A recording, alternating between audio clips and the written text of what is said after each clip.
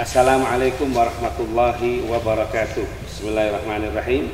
Alhamdulillahirabbil alamin wa bihi nasta'inu ala umurid dunya waddin. Allahumma shalli wa sallim ala sayyidina Muhammadin miftahi babi rahmatillah adada ma fi ilmillah salatan wa salaman daimaini bidawami mulkillah wa ala alihi wa sahbihi fi kulli lahzatin abada adada khalqi wa ridha nafsi wa zinata arsy wa midada kalimati amma ba'd.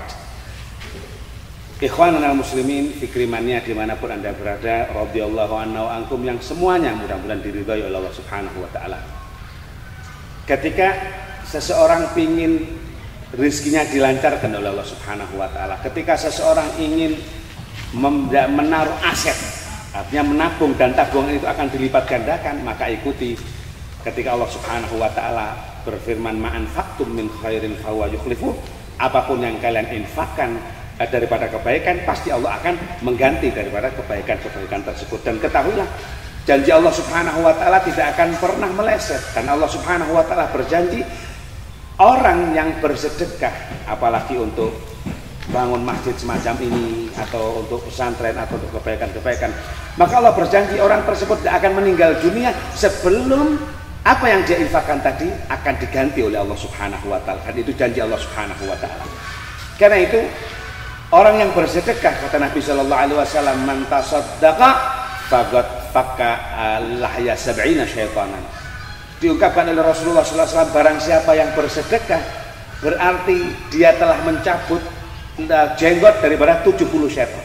Jadi nyabut jenggotnya 70 setan. Apa maksudnya? Disifati oleh para ulama, maksudnya adalah berarti dia telah membedai, menyalahi, artinya menentang daripada sifat-sifat setan.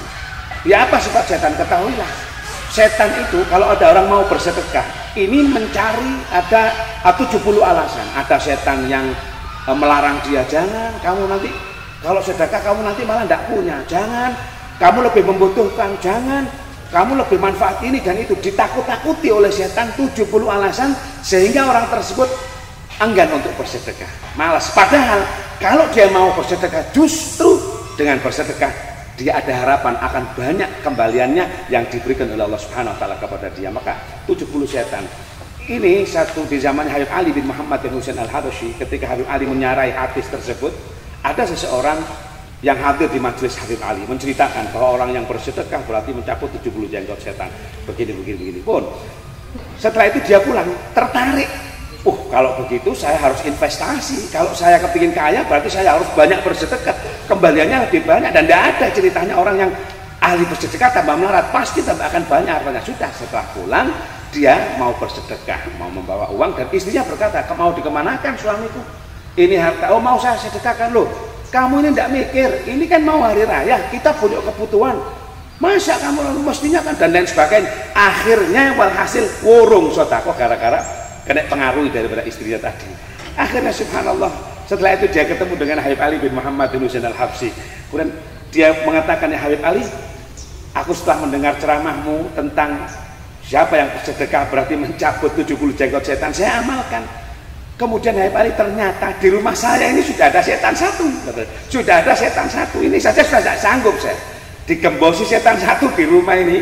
Mau sedekah murung, lalu bagaimana Habib Ali? Kalau saya nanti harus berhadapan dengan 70 setan, maka akan kesulitan. Karena itu ikhwanul muslimin radhiyallahu anhu ankum, ketika kita masih bisa, ketika kita masih diberi kemampuan oleh Allah Subhanahu wa taala untuk menyisihkan daripada harta kita, maka janganlah kita berberat hati untuk bersedekah. Toh semua itu juga akan bermanfaat, kembalinya juga kepada anak cucu kita. Kalau kita bangun masjid, maka tentu akan selama tempat tersebut dibuat ibadah, tentu akan jadi bangunan kita di surga. Siapa yang bangun masjid, dia akan bangun rumahnya di surga. Masya Allah. Belum lagi kalau kita untuk pesantren, maka tidak diragukan setiap rupiah yang kita infakkan, setiap rupiah yang kita dermakan untuk pondok pesantren, maka insya Allah, maka anak cucu kita insya Allah akan mendapat keberkahan daripada sedekah tersebut. Mudah-mudahan Allah Subhanahu wa taala jadikan kita orang-orang yang ahli bersedekah, sehingga kita termasuk orang-orang yang dermawan.